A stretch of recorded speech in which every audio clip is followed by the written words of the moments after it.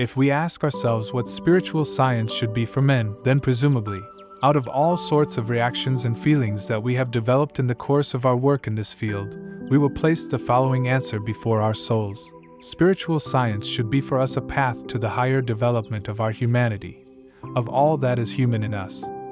Thus we set up a life aim, which in a certain way is self-understood for every thinking and feeling person, a life aim that includes the achieving of the highest ideals and also includes the unfolding of the deepest and most significant forces in our souls.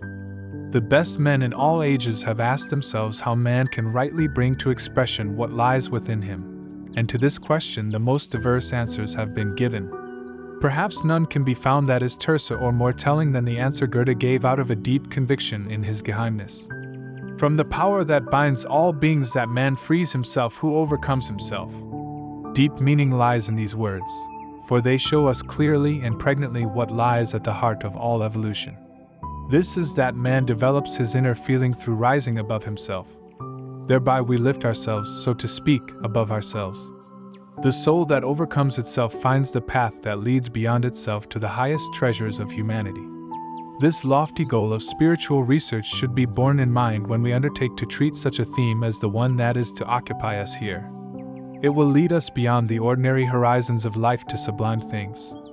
We will have to survey wide reaches of time if we take as our subject an epoch stretching from ancient Egypt down to our own day. We will have to pass millennia in review, and what we gain therefrom will really be something connected with the deepest concerns of our souls, something that grips our innermost soul life. Only apparently does the man who strives toward the heights of life remove himself from his immediate surroundings.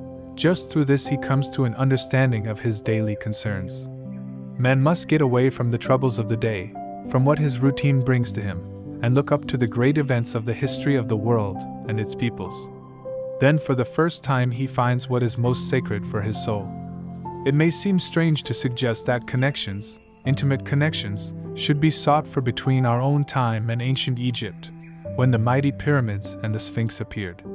It can at first seem remarkable that one should understand his own time better by directing his gaze so far back. But just for this purpose we are going to look backward over much wider and more comprehensive epochs. This will bring the result we seek, the possibility of transcending ourselves. To one who has already carefully studied the ideas of spiritual science, it will not seem strange that one should look for a connection between widely separated periods of time. It is one of our basic convictions that the human soul continually returns, that the experiences between birth and death occur repeatedly for us. The doctrine of reincarnation has become ever more familiar to us. When we reflect on this we may ask, since these souls that dwell in us today have often been here before, is it possible that they were also present in ancient Egypt during Egyptian cultural epoch, that the same souls are in us which at that time looked up at the gigantic pyramids and the enigmatic sphinxes? The answer to this question is yes. Our souls have beheld the old cultural monuments that they see again today. The same souls that lived then have gone through later periods and have appeared again in our own time. We know that no life remains without fruit. We know that what the soul has gone through in the way of experiences remains within it and appears in later incarnations as powers, temperament, capacities, and dispositions. Thus the way we look on nature today, the way we take up what our times bring forth, the way we view the world, all this was prepared in ancient Egypt, in the land of the pyramids. We were then prepared in such a way that we now look at the physical world as we do. Just how these widely separated periods link themselves together is what we will now explore. If we want to grasp the deeper meaning of these lectures, we must go a long way back in earthly evolution. We know that our earth has often changed. Before ancient Egypt there were still other cultures. By means of occult research we can see much further back into the great primeval times of human evolution, and we come to times when the earth appeared quite other than it is today. Things were entirely different in ancient Asia and Africa. If we look back clairvoyantly into primeval times, we come to a point where a tremendous catastrophe, caused by water forces, took place on our earth and fundamentally altered its face. If we go still further back, we reach a time when the earth had an entirely different physiognomy, when what now forms the floor of the Atlantic Ocean, between Europe and America, was above water, was land. We come to a time when our souls lived in entirely different bodies than today. We reach ancient Atlantis, of which our external science can as yet say little. The regions of Atlantis were destroyed through colossal deluges. Human bodies had different forms at that time, but the souls that live in us today lived also in the ancient Atlanteans. Those were our souls. Then the water catastrophe caused the movement of the Atlantean peoples, a great migration from west to east. We ourselves were these peoples. Toward the end of Atlantis, all was in movement. We wandered from the west toward the east, through Ireland, Scotland, Holland, France, and Spain. Thus the peoples moved eastward and populated Europe, Asia, and the northern parts of Africa. It must not be imagined that those who, in the last great migration, wandered out of the west into the regions that have gradually developed into Asia, Europe, and Africa, did not encounter other peoples. Almost all of Europe, the northern parts of Africa, and large parts of Asia were already inhabited at that time. These areas were not peopled from the west only. They had already been settled earlier, so that this migration found a strange population already established. We may assume that when quieter times set in, special cultural relations arose.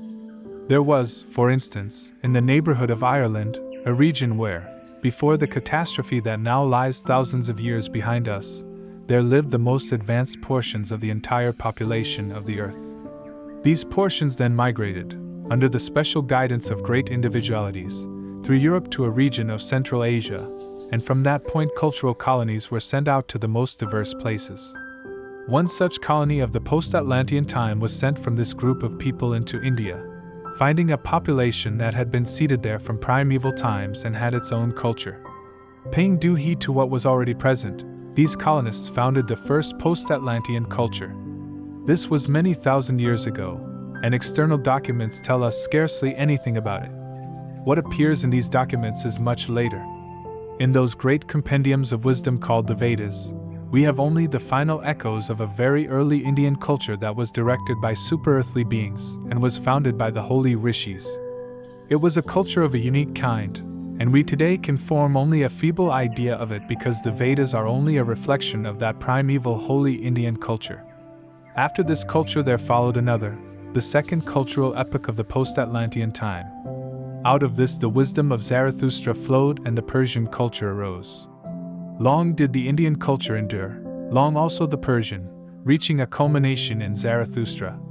Then arose, under the influence of colonists who were sent into the land of the Nile, the culture that is comprised under the four names: Chaldean, Egyptian, Assyrian, Babylonian. This third post-Atlantean culture arose in Asia Minor and northern Africa, and reached its summit, on the one side, in the wonderful Chaldean star lore, and, on the other, in the Egyptian culture. Then comes a fourth age, developing in the south of Europe, the age of the Greco-Roman culture, which dawns with the songs of Homer and goes on to produce the Greek sculptures and the art of poetry that appears in the tragedies of Aeschylus and Sophocles. Rome also belonged to this period. The epic begins in the 8th pre-Christian century, approximately in 747 BC, and lasts until the 14th or 15th century AD. After that we have the 5th period, in which we ourselves live, and this in turn will be followed by the 6th and 7th periods. In the 7th period, ancient India will appear in a new form. We shall see that there is a remarkable law that enables us to understand the working of wonderful forces through the various epochs and the relationships of the epochs to each other. If we begin by looking at the first period, that of the Indian culture, we will find that this first culture later recrudesces in a new form in the 7th period. Ancient India will then appear in a new form. Mysterious forces are at work here. And the second period, which we have called the Persian, will appear again in the 6th period. After our own culture perishes, we will see the Zarathustra religion revive in the culture of the 6th period. And in the course of these lectures we will see how, in our own 5th period, there takes place a sort of reawakening of the 3rd period, the Egyptian. The 4th period stands in the middle. It is peculiar to itself, and neither earlier nor later does it have a parallel. To make this mysterious law somewhat clearer, we should add the following. We know that India has something that strikes our humanitarian consciousness as strange. This is the division into definite castes, into priests, warriors, merchants, and laborer. This strict segregation is foreign to our modern views. In the first post-Atlantean culture, it was not strange, it was entirely natural. In those times, it could not be otherwise than that the souls of men should be divided into 4 grades according to their capacities. No harshness was felt in it, for men were distributed by their leaders, who had such authority that what they prescribed was accepted without question. It was felt that the leaders, the 7 holy rishis who had received their instruction from divine beings in Atlantis, could see where each man should be placed. Thus, such a classification of men was something altogether natural. An entirely different grouping will appear in the 7th period. The division in the first period was affected by authority, but in the 7th period men will group themselves according to objective points of view. Something similar is seen among the ants. They form a state which, in its wonderful structure as well as in its capacity to perform a relatively prodigious amount of work, is not rivaled by any human state. Yet there we have just what seems to be alien to us, the caste system, for each ant has its particular task. Whatever we may think of this today, men will see that the salvation of humanity lies in division into objective groups, and they will even be able to combine division of labor with equality of rights. Human society will appear as a wonderful harmony. This is something we can see in the annals of the future. Thus ancient India will appear again, and in a similar way certain traits of the 3rd period will appear again in the 5th. Glancing at the immediate implications of our theme, we see a large domain. We see the gigantic pyramids, the enigmatic Sphinx. The souls that belonged to the ancient Indians were also incarnated in Egypt and are again incarnated today. If we follow our general line of thought into detail, we will discover 2 phenomena that show us how, in superearthly connections, there are mysterious threads between the Egyptian culture and that of today. We have observed the law of repetition in the different periods of time, but it will seem far more significant if we follow it in spiritual regions. We are all familiar with a painting of great importance that has surely passed before all our souls at least once. I mean Raphael's famous painting of the Sistine Madonna, which by a chain of circumstances has come to be located among us in central Germany. In this picture, which is available in countless reproductions, we have learned to admire the wonderful purity poured out over the whole form. We have all felt something in the countenance of the mother, in the singular way the form floats in the air, perhaps also in the deep expression of the child's eyes. Then, if we see the cloud forms round about from which numerous little angel heads appear, we have a still deeper feeling, a feeling that makes the whole picture more comprehensible to us. I know it seems daring when I say that if one gazes deeply and earnestly on this child in the arms of the mother and on the clouds in the background forming themselves into a number of little angel heads, then he has the feeling that this child was not born in the natural way, but that it is one of those that float round about in the clouds. This Jesus child itself is such a cloud form, only become a little denser, as though one of the little angels had flown out of the clouds onto the arm of the Madonna. That would be a healthy feeling. If we make this feeling live within us, then our view will expand and free itself from certain narrow conceptions about the natural connections of life. Just out of such a picture our narrow vision can be expanded to see that what must happen in a certain way according to modern laws could at one time have been different. We will discern that there was once a form of reproduction other than the sexual one. In short, we will perceive deep connections between what is human and the spiritual forces in this picture. This is what lies in it. If we allow our gaze to wander back from this Madonna into the Egyptian time, we are met by something similar, by an equally sublime picture. The Egyptian had Isis, the figure connected with the words, "I am what was, what is, and what will be. No mortal has yet raised my veil." A deep mystery, heavily veiled, manifests itself in the figure of Isis, the lovable goddess who, in the spiritual consciousness of the ancient Egyptian, was present with the Horus child as our Madonna is present today with the Jesus child. In the fact that this Isis is presented to us as something bearing the eternal within it, we are again reminded of our feeling in contemplating the Madonna. We must see deep mysteries in Isis, mysteries that are grounded in the spiritual. The Madonna is a remembrance of Isis. The Isis appears again in the Madonna. This is one of the connections that I spoke of. We must learn to recognize with our feelings the deep mysteries that show a superearthly connection between ancient Egypt and our modern culture.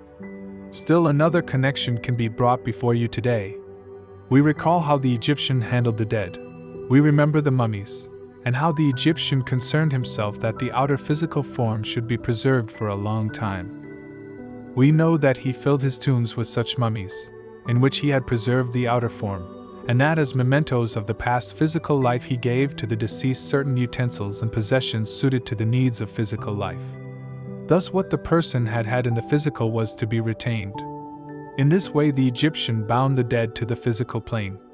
This custom developed more and more and is a special earmark of the old Egyptian culture. Such a thing is not without consequences for the soul. Let us remember that our souls were in Egyptian bodies. This is quite correct. Our souls were incorporated in these bodies that became mummies. We know that when man, after death, is freed from his physical and etheric bodies, he has a different consciousness. He is by no means unconscious in the astral world. He can look down from the spiritual world, even though today he cannot look up.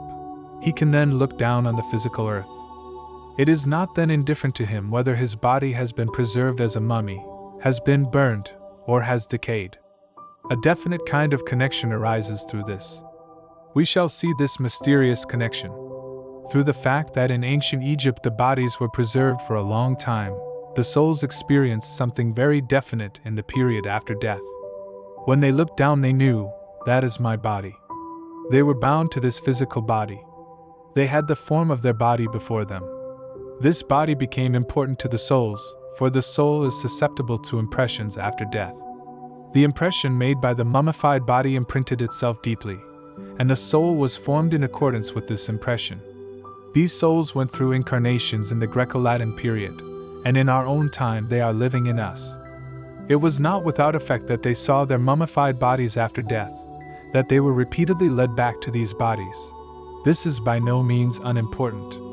They attached their sympathies to these bodies, and the fruit of their looking down upon them appears now, in the fifth period, in the inclination that souls have today to lay great weight upon the outer physical life.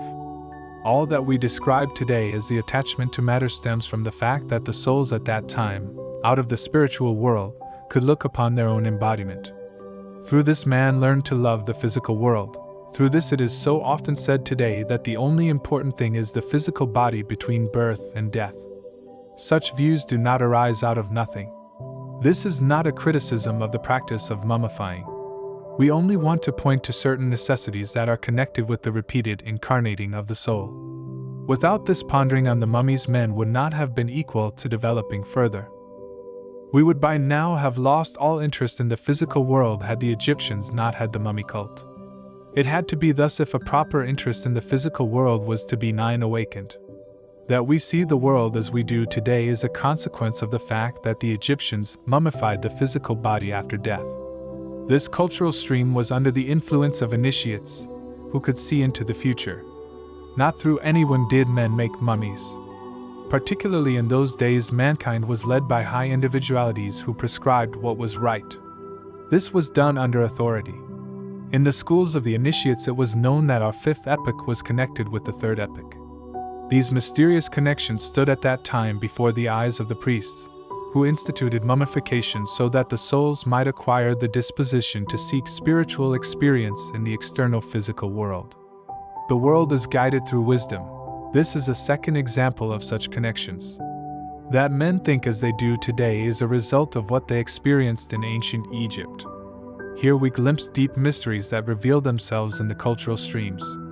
We have barely touched these mysteries, for what has been shown of the Madonna as a remembrance of Isis, together with what we have seen of mummification, gives only a feeble hint of the real spiritual connections. But we will throw more light upon these relationships. We will consider not only what appears outwardly, but also what lies behind the external. External life runs its course between birth and death. Man lives a much longer life after death, in what we know as Kamaloka and the experiences of the spiritual world. The experiences in the supersensible worlds are no more uniform than the experiences here in the physical world. What did we experience as ancient Egyptians in the other world? When our eyes looked on the pyramids and the Sphinx, how completely different was the course of our lives, how differently did our souls live between birth and death. That life cannot be compared to the life of the present day. Such a comparison would have no meaning, and the experiences between death and a new birth have been far more dissimilar than the experiences of outer life. During the Egyptian epoch, the soul experienced something quite different than in the Greek world, or in the time of Charlemagne, or in our own time. Also in the other world, in the spiritual world, evolution takes place, and what the soul experiences today between death and a new birth is something quite different from what the ancient Egyptian experienced when he laid aside his outer form at death. Just as mummification worked on in its peculiar way, causing the mood of the present day, just as this external life repeats itself from the third into the fifth period, so does evolution continue in those mysterious worlds between death and birth. This also we will have to study, and here again we will find a mysterious connection. Then we will be able to grasp what lives in us as the fruit of that ancient time.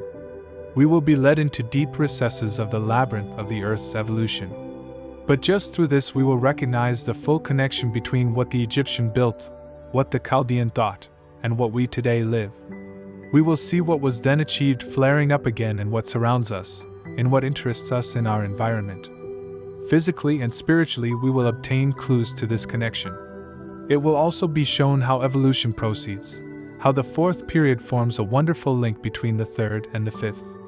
Thus our souls will lift themselves to the significant connections of the world, and the fruit will be a deep understanding of what lives in us.